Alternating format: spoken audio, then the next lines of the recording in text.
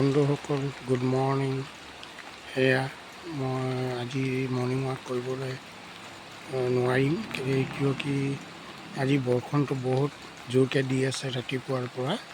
সেইকাৰণে মানে এনেই ওলাই আহিছোঁ আৰু বাহিৰত, কিন্তু মৰ্ণিং ৱাকলৈ ওলাই যাবলৈ পৰা নাই।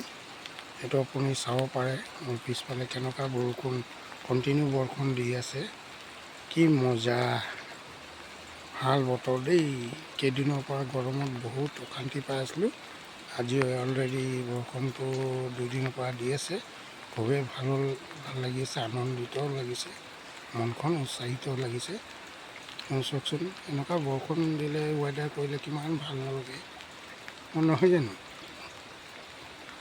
কি ক'ম আৰু অলপমান ওলাই এই দোকানলৈ আহিছোঁ। দোকানৰ পৰা গৈ ঘৰলৈ চাহ পানী খাম আৰু এতিয়া মানে ভাত অলপমান খাই দিলোঁ আৰু আলু পিটিকা দি।